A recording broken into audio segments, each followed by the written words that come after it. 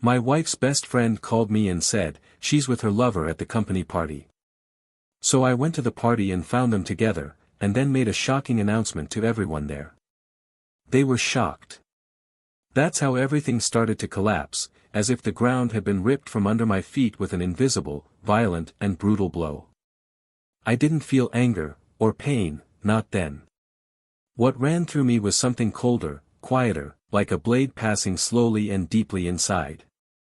There was no screaming on the phone, no despair. Just the firm voice of her best friend, saying a phrase that will never be forgotten, as if she had been rehearsed to break my soul into perfectly symmetrical pieces. I didn't hesitate. I knew what I needed to do. And yet, every step I took towards that hall was like walking through the hallway of a cemetery. The pain still had no name. But she would come. The company party was in full swing.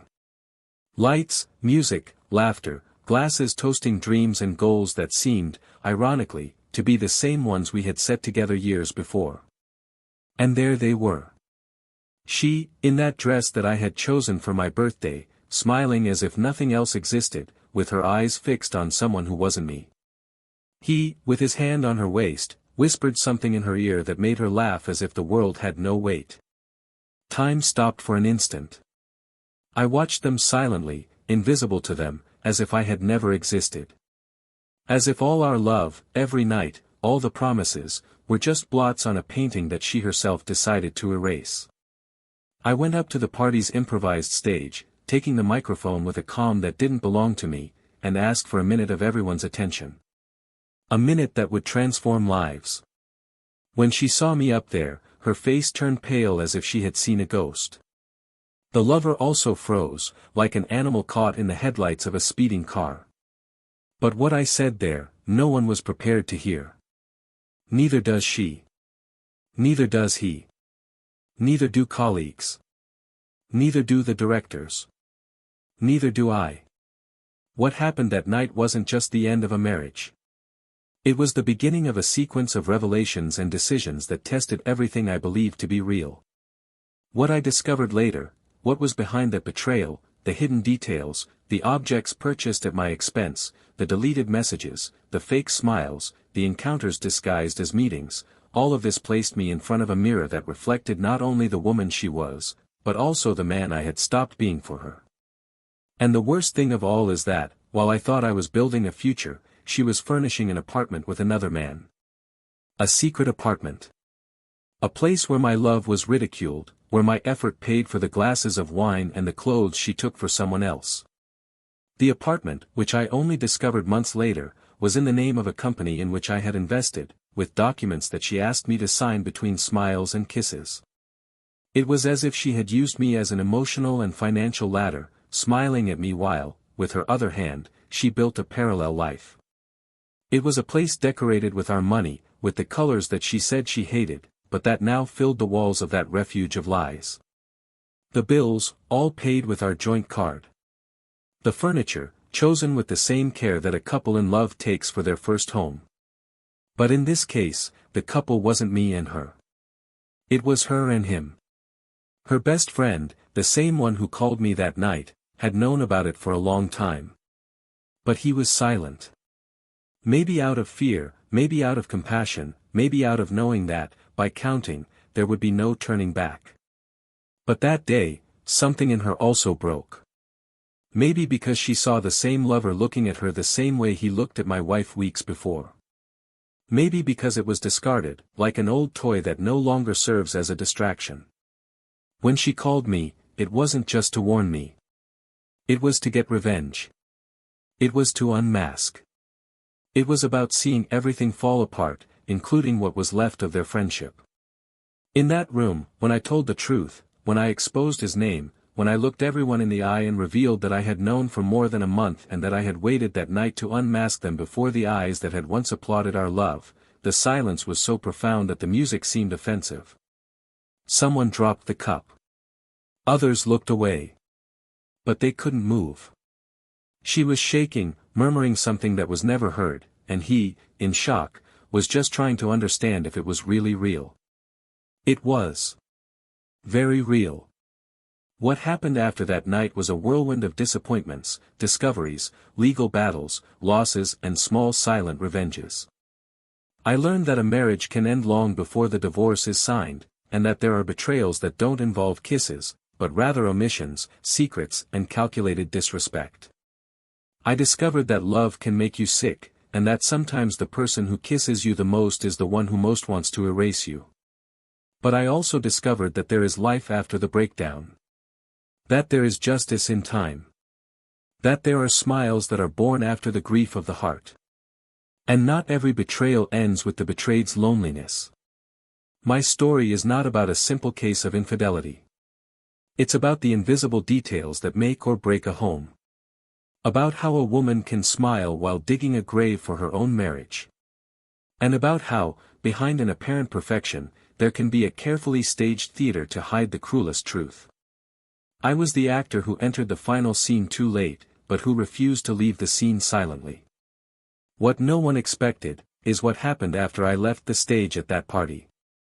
What I did, what I discovered, what she lost, and who I met, changed everything.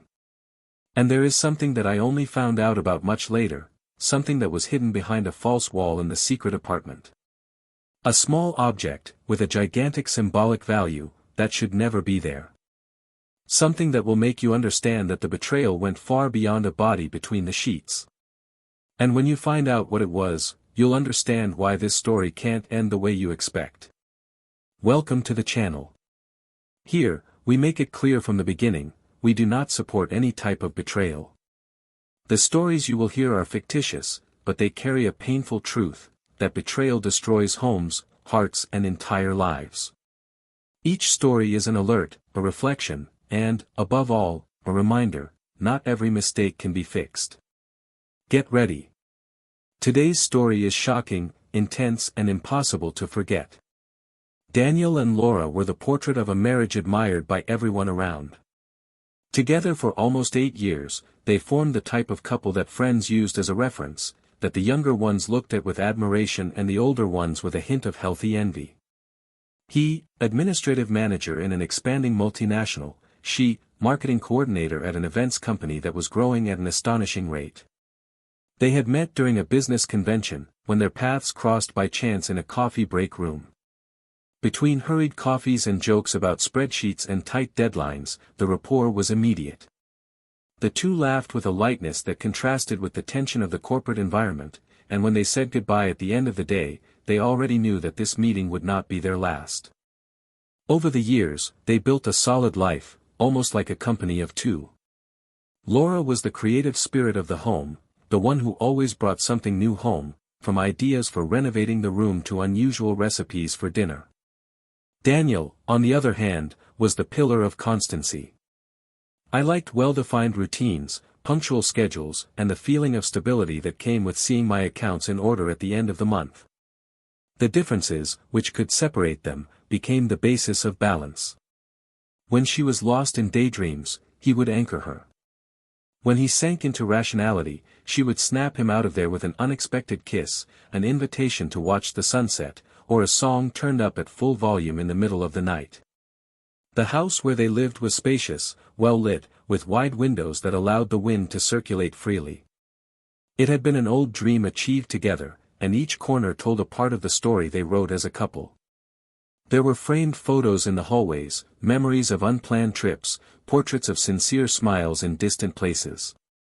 In the living room, a shelf full of books mixed Daniel's literary classics with Laura's modern magazines and publications. The office was divided by a large table, where everyone worked at different times. In the evenings, they liked to cook together, especially on Sundays. Laura prepared the pasta, Daniel the sauce. They laughed, they fought over the amount of salt, they teased each other.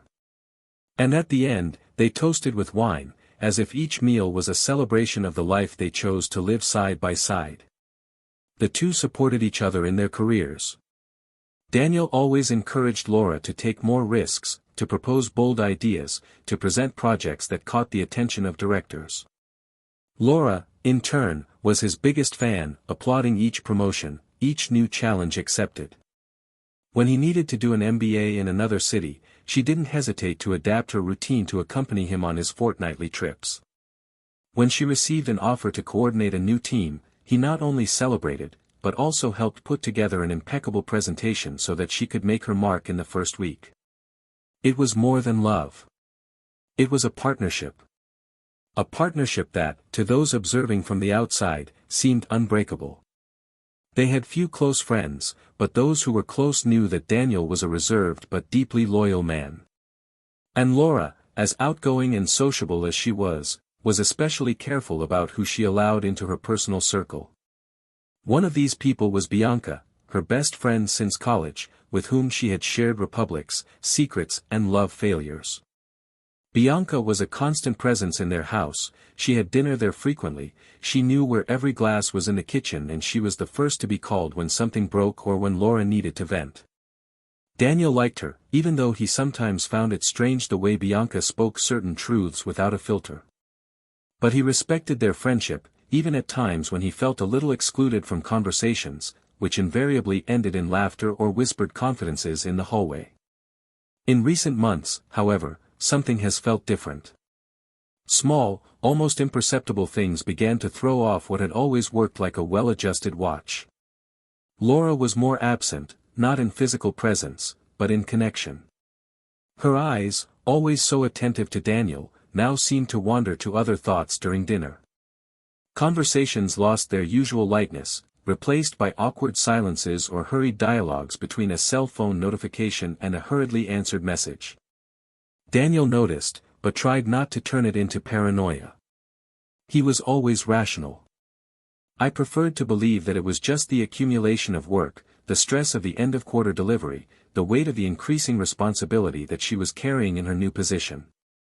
Even so, something inside him was beginning to worry. It wasn't jealousy.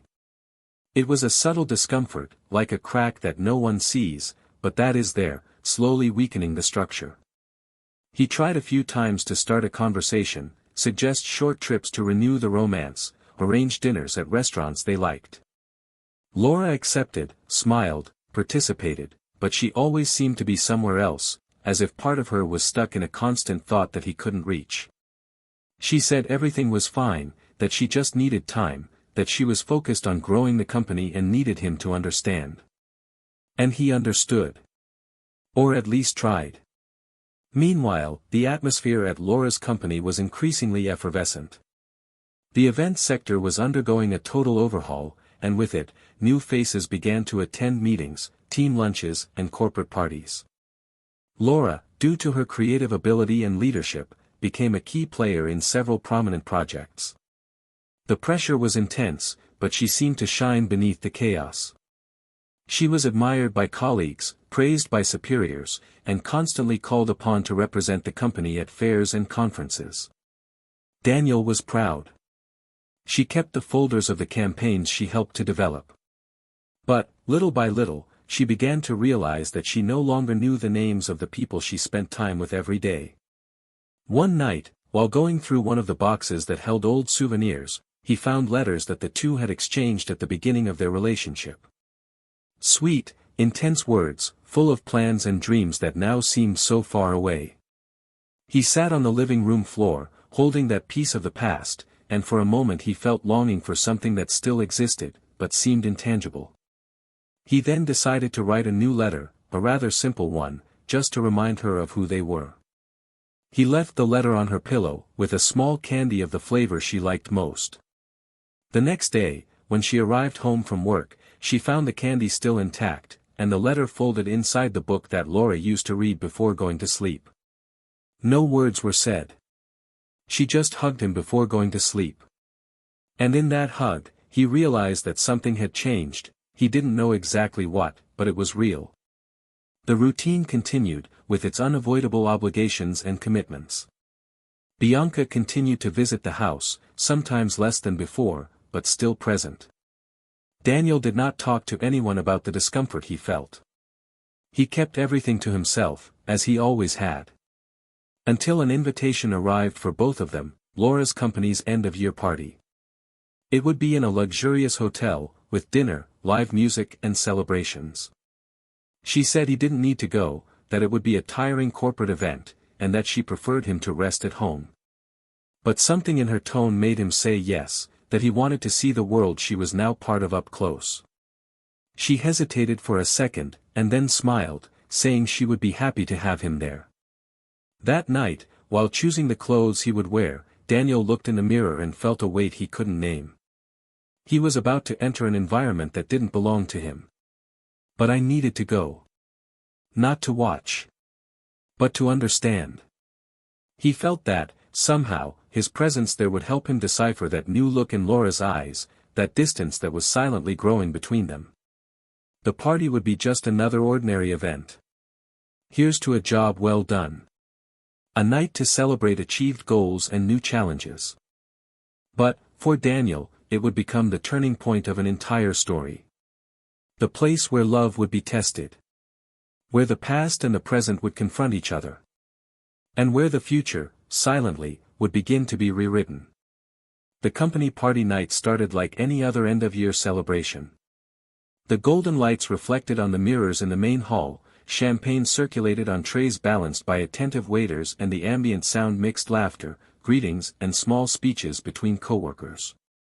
Daniel arrived alone, his face slightly tense and his shoulders rigid under his navy blue blazer. I had rehearsed that moment for days, like someone preparing to cross a minefield without knowing exactly where the explosives are. He looked for Laura with his eyes, but she still wasn't visible. He greeted one or two familiar faces, disguising his impatience with polite smiles and discreet glances at his watch. When she finally appeared, she came down the mezzanine stairs in a dark dress made of fluid fabric that outlined every curve in an elegant and calculated way. The hair tied back lightly, the makeup sober, the smile controlled. She was beautiful, but something about her seemed distant, as if she were playing a decorated and rehearsed role, a polished version of herself. She walked up to him with a quick kiss on the cheek, as if greeting a colleague at an event, and said that she needed to introduce some people before dinner was served. Daniel nodded, swallowing the small disappointment that was no longer new. During the next 2 hours, he watched his wife move around the room with the ease of someone who dominated every corner of the place. She laughed at specific moments, listened with exaggerated attention, lightly touched the arms of some colleagues while talking and looked away whenever Daniel tried to get closer. He seemed inserted in a universe where he was just a temporary visitor. Between toasts and short conversations, he began to notice a disturbing pattern. A man, younger, perhaps 3 or 4 years younger than Laura, frequently appeared at her side. He was the only one she didn't introduce in a hurry, with whom she shared genuine smiles, long and silent looks.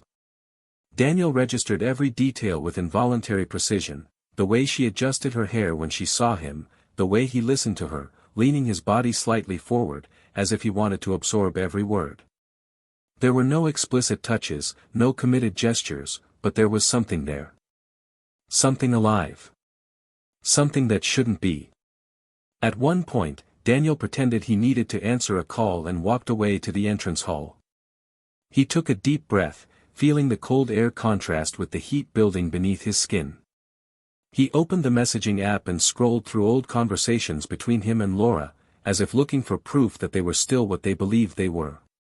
The last exchanges were short, practical, almost mechanical. No declaration. No silly photos. No, "I love you," out of context.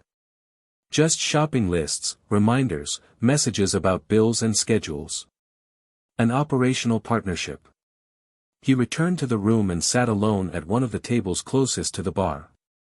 He observed the environment with a cloudy gaze, fighting thoughts that threatened to become certainties. He ordered a whiskey. Then one more. The alcohol burned slowly, but did not anesthetize. When dinner was announced, everyone went to the designated tables.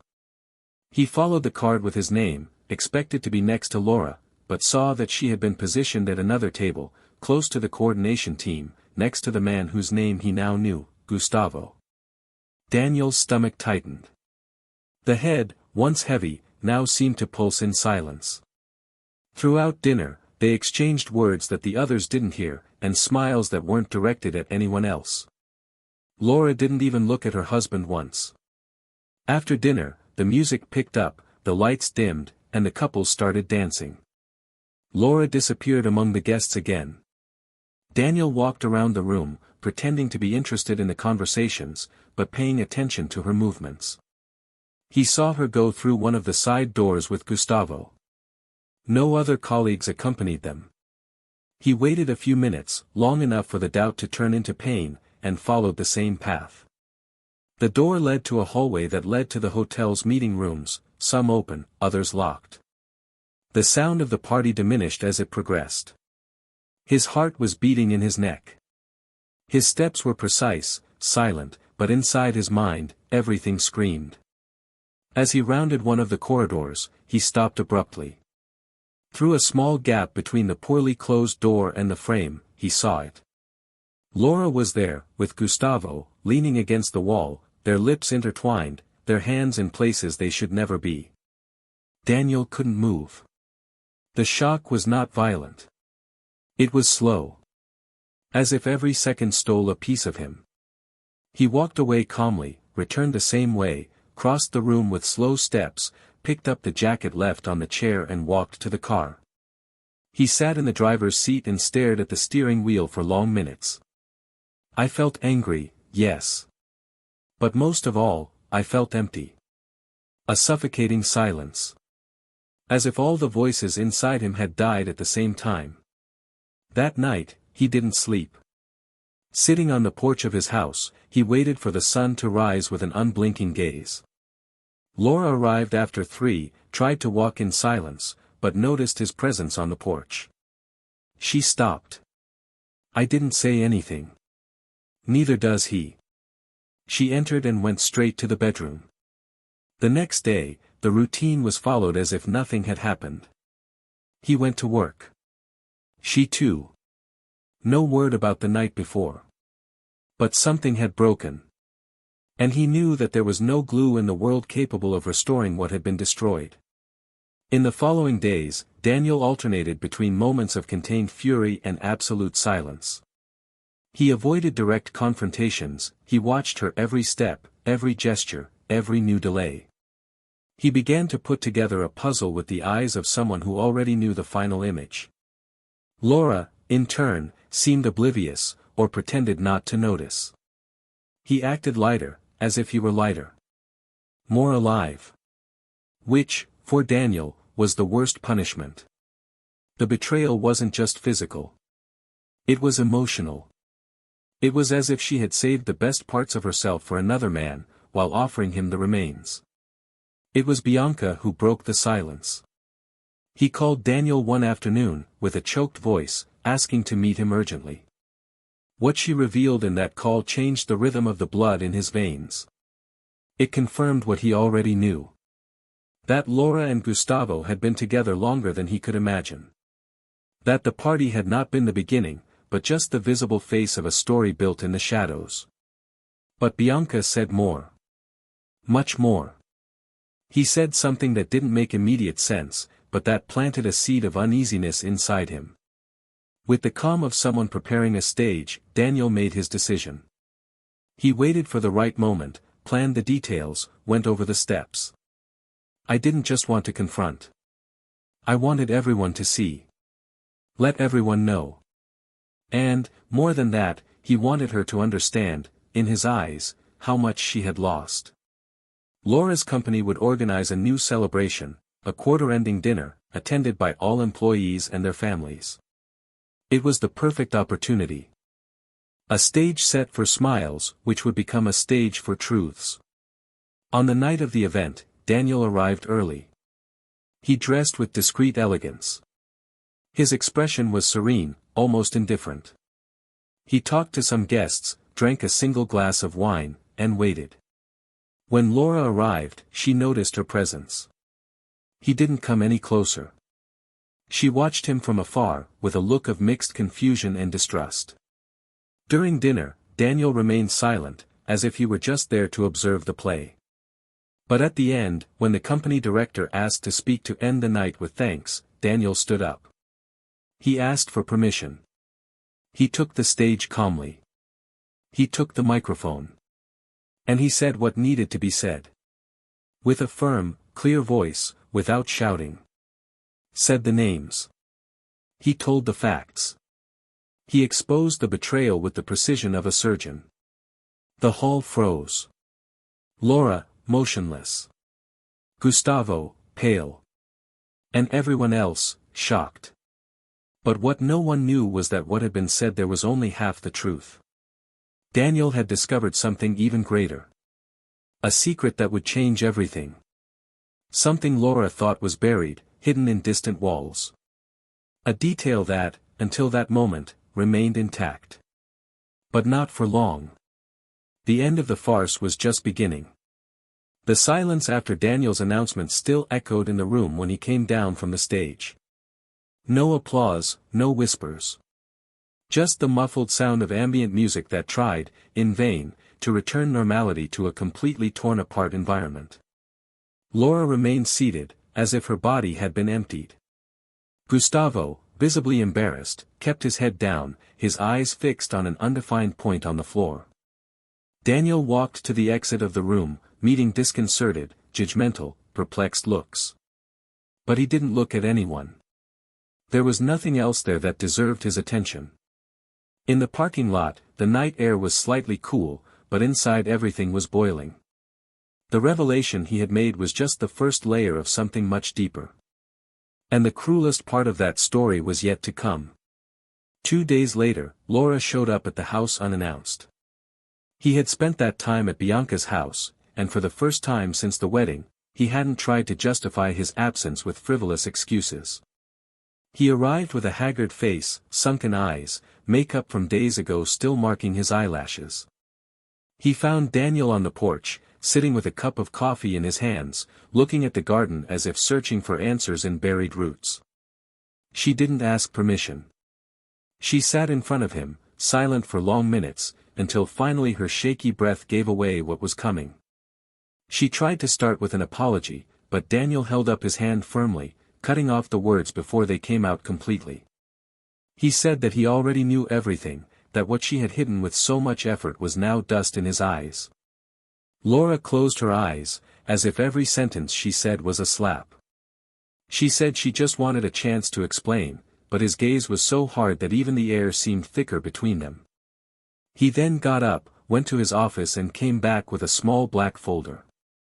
He handed it to her without saying a word. Laura hesitated before opening it. As he did so, his eyes widened.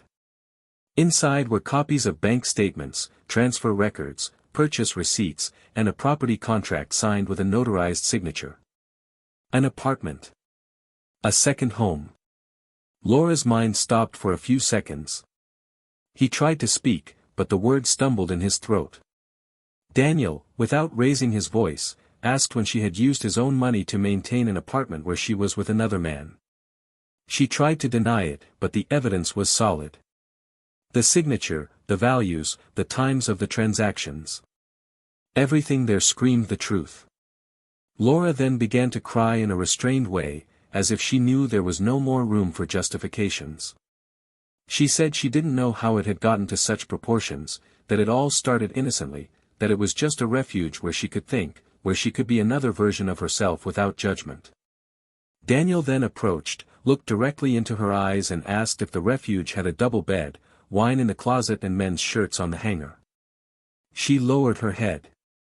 The answer was given. But he hadn't gotten to the most painful part yet. The night before, while Laura slept outside, Daniel was in the apartment. He discovered the address through bank records and confirmed everything when visiting the place. The key was still at the bottom of the bag that she had left forgotten at home days before. He entered without turning on the lights, just with the flashlight on his cell phone. The place was cold, modern, impersonal. The decor looked like it was made from a catalog: gray sofa, abstract paintings, precisely positioned pillows. But there were too many details to ignore. A photo of the two of them, carefully cut out, kept in a box. A candle with the same scent used at home. And then, in the wardrobe, he found something that paralyzed his movements. A small box, wrapped in a linen cloth. Inside, a keychain with the letter D engraved on it and a note in handwriting he knew well, forever, with love, for everything you did for me. The date? 3 years earlier. The note was not from Gustavo. It was his. Daniel. He looked at the box again, breathing unevenly. And it was then that he noticed the detail. The property's rental contract was not just in Laura's name. He had signed. He didn't remember, but he did it. One day, among so many folders that she asked him to review, among payment receipts and work authorizations, she had inserted that document. And he signed, trusting, as he always did. The apartment had been set up with his money, with his authorization. And it had been used, carefully, to build a romance outside of marriage. Back on the balcony, Laura watched him with tired tears. He said he had no idea he had discovered all that. That I never wanted him to know, that I never wanted to hurt him like this. But he laughed, not with joy, but with the kind of bitter laughter that precedes a breakdown. She said that what hurt her was not the mistake, but the premeditation. The theater. Cynicism. The coldness of transforming his trust into a bridge to experience something with another man. Laura then stood up, holding the folder with the evidence, and asked what he intended to do. Daniel approached, spoke quietly, and with a disturbing tranquility said that he had already done it. Hours before that meeting, he had been at the registry office. It forwarded the separation process, removing any possibility of dividing assets acquired after the start of the marriage, based on fraud and misappropriation of resources.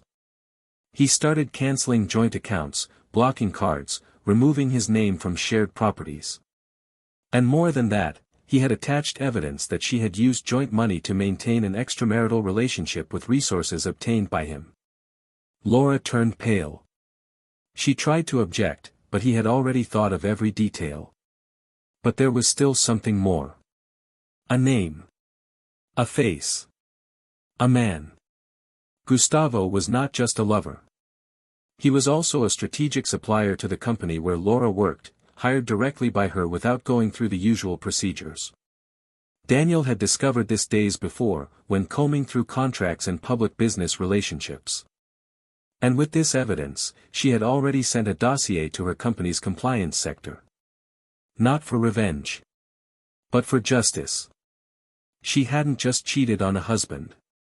He had violated ethical, professional and emotional codes.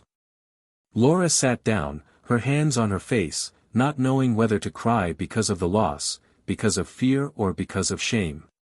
She said she wouldn't be able to rebuild her life without him. Daniel remained standing. He said that love, when it dies, doesn't warn you. It just ceases to exist. And at that moment, all that was left between them was rubble. As he left the porch and closed the door, Daniel felt the weight lift off his shoulders for the first time in months. It wasn't relief. It was liberation. Behind him, he left a story that was love, but became ruin. And ahead, there was something new. Still undefined, but real. A new beginning. Maybe with scars. But free. Definitely free. Laura never slept in that house again. That night, after hours of silence interrupted only by the low sound of a poorly closed tap and the cold breeze crossing the balcony, she got up from her chair with puffy eyes and left without saying a word. Daniel watched her walk to the car with short steps, carrying the briefcase against her chest as if she wanted to hide in it the weight of everything she had lost. When she started the car and disappeared around the bend in the street, he didn't move. He stood there, still, with goosebumps on his skin and his mind spinning around what it all really meant. It wasn't just a broken marriage, it was an identity that was falling apart, an entire cycle that imploded, a world that no longer represented him. Deep down, he no longer knew who he had been in the last few months, but at that moment he began to understand who he needed to be from now on. The next day, Daniel went to work like someone walking through a recently bombed field. The environment seemed strange to him, almost artificial. His colleagues greeted him with the same automatic smile as always, but he saw their eyes trying to search for some response on his face, as if the pain was flowing through his features even though he was trying to keep his face calm. He avoided talking about the subject, but news spread too quickly, and the way he exposed Laura at the party had already become a hallway conversation. Those who had previously admired them as a couple now looked at him with disguised curiosity, like someone having an accident and trying to pretend they don't want to look. Daniel didn't give any explanations. He just immersed himself in reports and meetings as if work were the plank that would keep him afloat amid his emotional shipwreck. And as cruel as it was, it worked. During work hours, he disconnected from the pain, as if it sat outside waiting to suffocate him again when he walked through the door. In the days that followed, Laura tried to get in touch. First with short messages, then with long audios, begging for a calmer conversation, for a chance to explain everything, without attacks, without papers between them. Daniel didn't respond. She showed up at the company once, on her way out, but he got in the car and drove away without even opening the window. At another point, she tried to contact Bianca, but her friend, who also felt used and betrayed for having been manipulated all the time, completely walked away. Laura was alone, and the weight of loneliness hit her more cruelly with each new silence she received in response. Gustavo, in turn, had been discreetly fired by the company after the ethics department's investigation. They were careful to avoid scandals, but his departure was definitive. And fast. There was no time for goodbyes or justifications. And he, cowardly, never looked for Laura again. The following week, Daniel decided to visit the apartment that had been the scene of the betrayal. Not because he wanted to reopen wounds, but because he needed to close it physically, with his own eyes. He wanted to dismantle, item by item, the symbol of what hurt him. When we got there, the key still worked. The smell was the same as the night he first entered, a mixture of lavender and waxed wood, an aroma that seemed pleasant before, but now nauseating. He opened the windows, let the air circulate, and started opening drawers, cabinets, boxes. He separated documents, collected Laura's personal objects, threw some pieces on the floor that seemed to have been gifts from him reused in this new life. And then, in a moment of distraction, his eyes fell on a picture frame forgotten behind some books. It was an old photo of him and Laura, taken on one of the first trips they took together, smiling, without makeup, without worries, with their bare feet in the sand. It was a pure image, without a shadow of staging. Daniel held the frame with steady hands, but his eyes began to water. She sat on the floor of the empty apartment and finally cried. It wasn't out of anger. It was about mourning what could have been and wasn't. On his way out, he came across the building manager, a friendly lady who recognized him by name on the contract register. She commented that she rarely saw Laura there, but that the man who accompanied her was almost always very present and, according to her, treated the apartment as if it were his. Daniel just smiled politely and thanked him, but inside he felt one last pang. What began with disguises and occasional meetings had transformed, over time, into a parallel, constant bond, hidden between coldly manipulated papers. The way back home was silent, and on that journey he decided that he would no longer carry what didn't belong to him. The apartment was put up for sale days later, without prior notice to Laura. Her objects were sent by courier. All that was left now was to rebuild himself. It was during this process that he met Isabella. A mutual friend had insisted that he participate in a networking event about management and innovation, something light, informal, that mixed professionals from different areas. Daniel went more out of courtesy than desire, but he ended up being surprised. Isabella was an architect, specializing in restoring old properties. He had a calm way of speaking and a direct, straightforward look. They talked for almost an hour about architecture, travel, and the way people move houses to try to escape themselves. She used words that Daniel hadn't heard in a long time: care, truth, space. He felt truly heard, and for the first time since the end of everything, he didn't feel like explaining his past. I just listened and observed her gestures, which always seemed sincere, without the weight of expectations. Meetings became frequent. One coffee, then another. A simple dinner, a walk.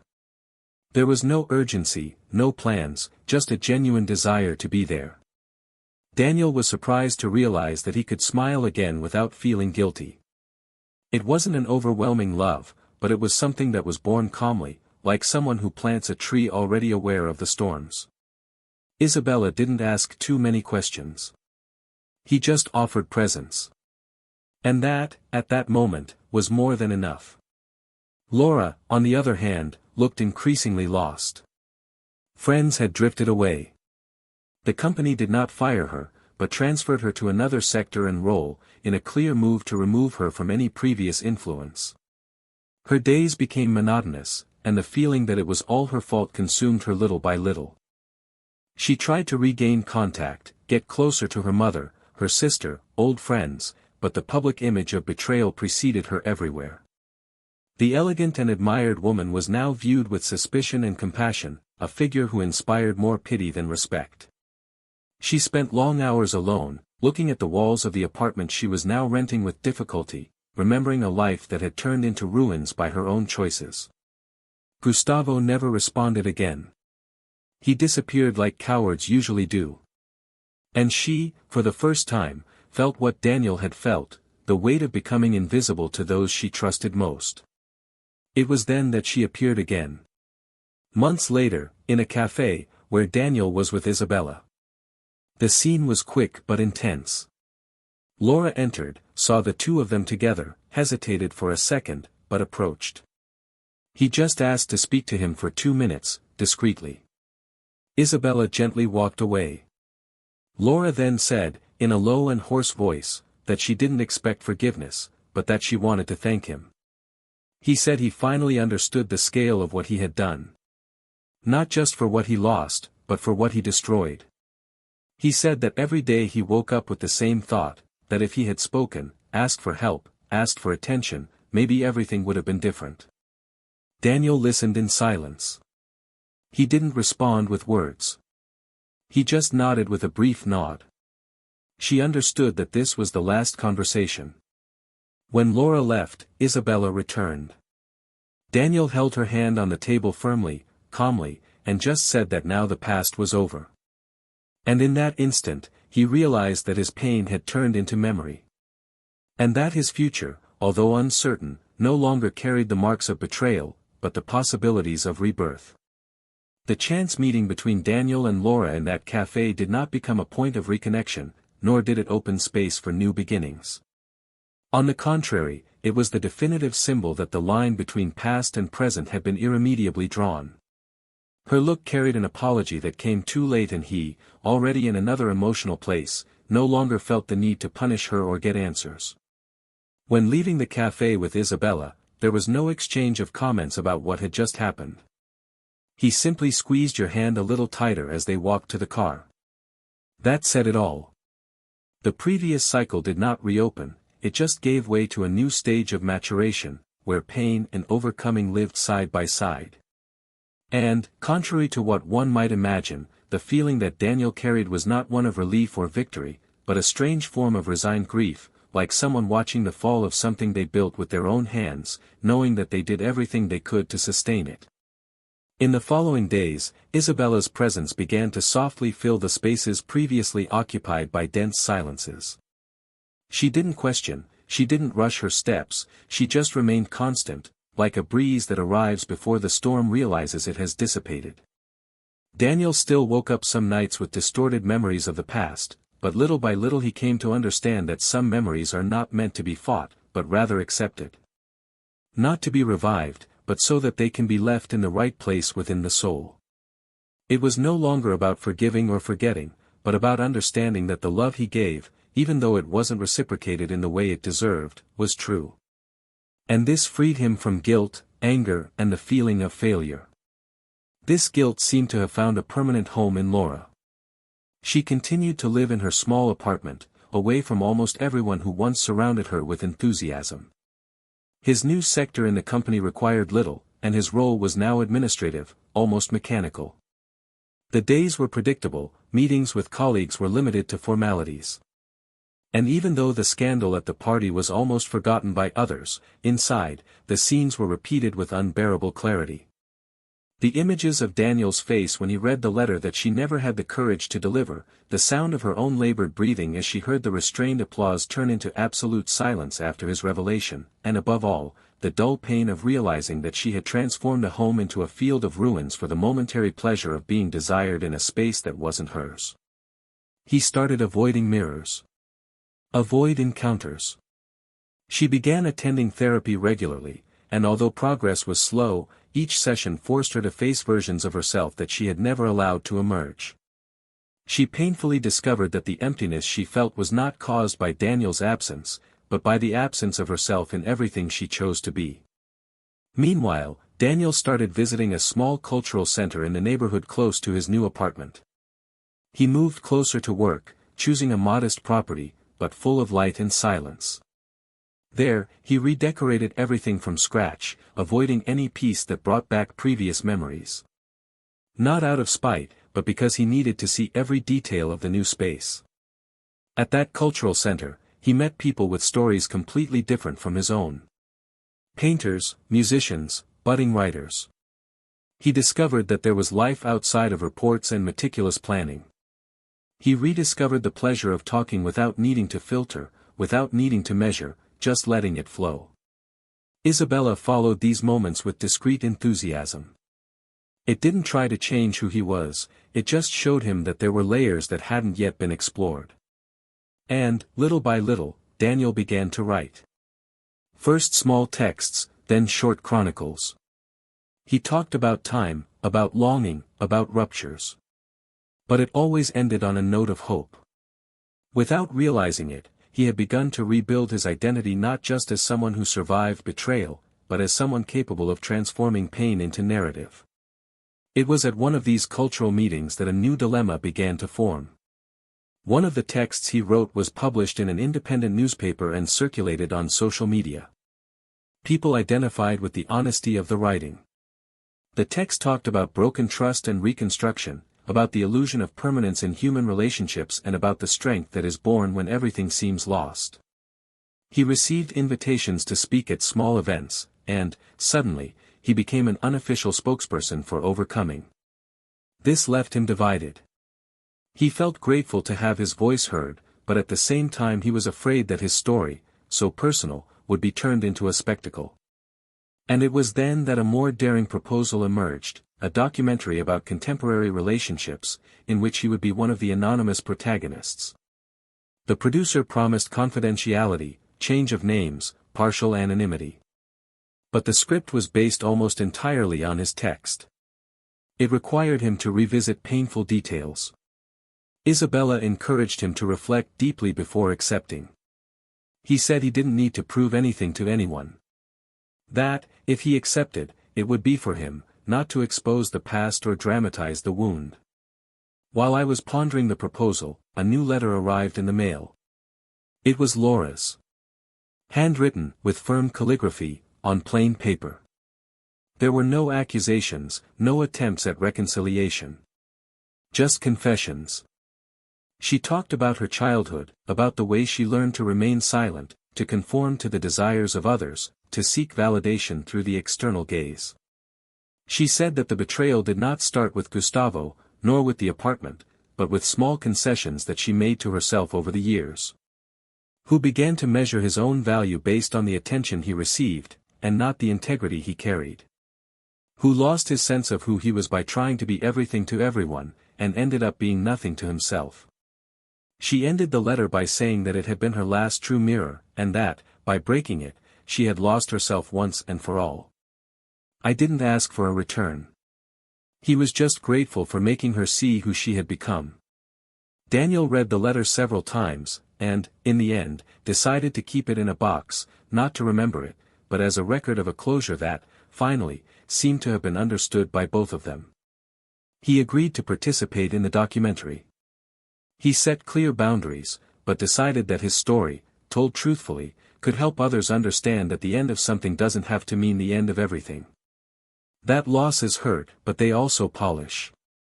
That loving someone does not guarantee reciprocity, but teaches about surrender. And that betrayal, however devastating it may be, does not define who was betrayed, it only reveals who betrayed.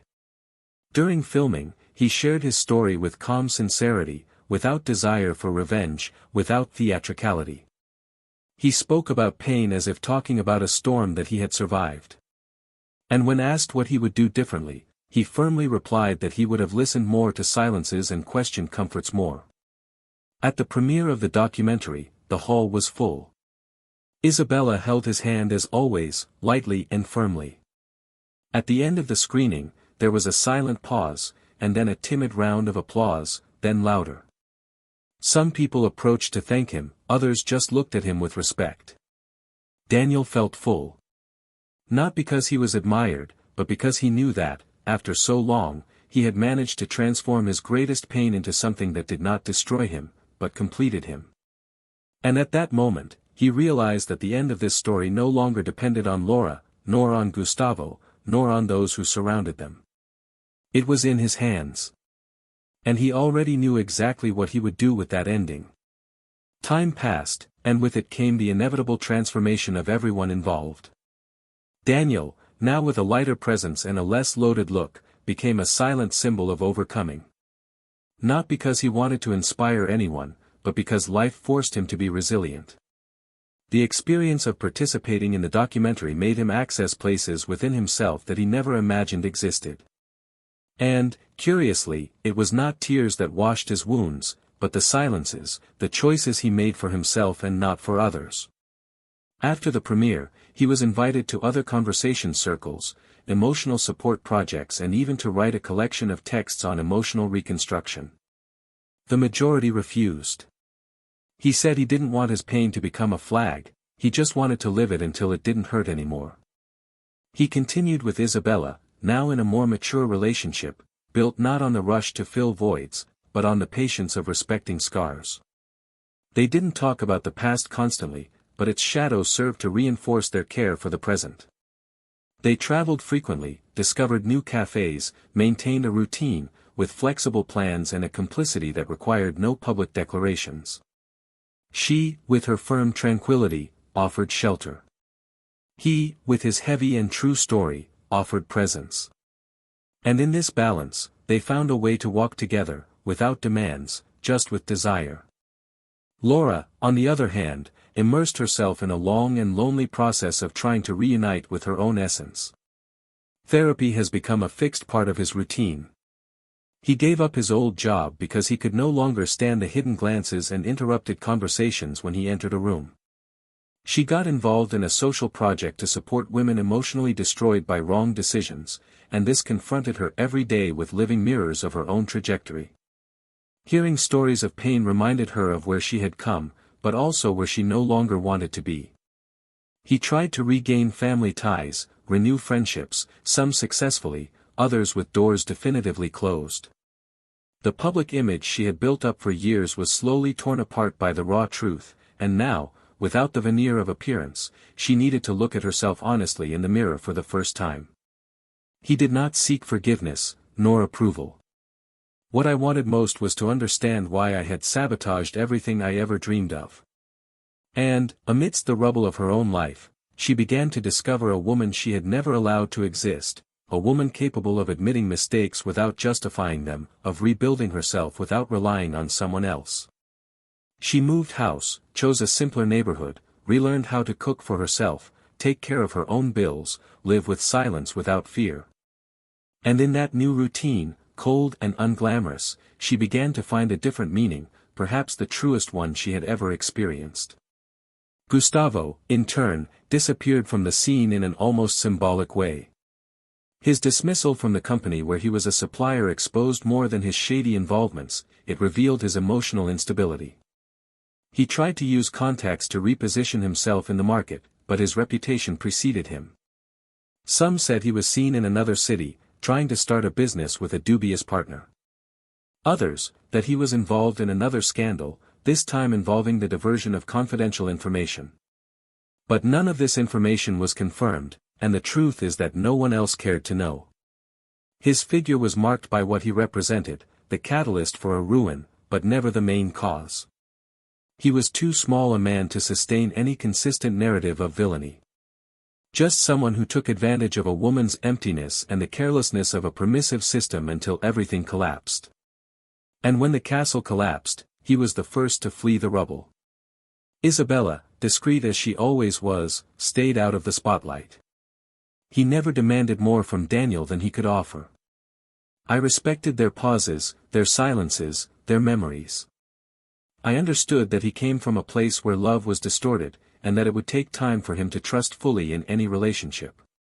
She also bore scars, although she never displayed them as trophies. He had his ghosts, his losses, and perhaps that's why he understood so well the nature of what was taking place among them. When Daniel invited her to live together months later, she didn't respond with an immediate yes. He just said that he would accept, but that he wanted every corner of the house to have their faces. No spaces that reminded us of the past, no walls that spoke of old pain. And that's how they started. Slowly, respectfully. Like two souls who knew the value of silence after a war. The moral dilemma that remained, and that Daniel carried for a long time, was, had he been wrong to expose Laura publicly? Had he crossed the line between justice and humiliation? For a long time, this doubt accompanied him. In each interview, in each message received, this point emerged. And he never answered for sure. He just said that, at that moment, he did what he thought was necessary. And that, if I had to go through it all again, maybe I would act differently. Or maybe not. Because certain pains do not fit into ethical codes. They are personal, visceral, and they take us in a way that no theory can explain. Right and wrong sometimes get confused when the heart bleeds. And no one has the right to judge the rate of healing of a broken soul. Months later, Daniel received an email. It was Laura's. There were no attachments, no requests. Just one line: "Thank you for letting me live the consequences of my choices. Now, finally, I understand." He read it, closed the notebook and went for a walk with Isabella. He didn't respond. There was no need. Her words ended the last paragraph of the story between them. And everything that came after was an epilogue. No more drama, no more confrontation. Just peace after the storm.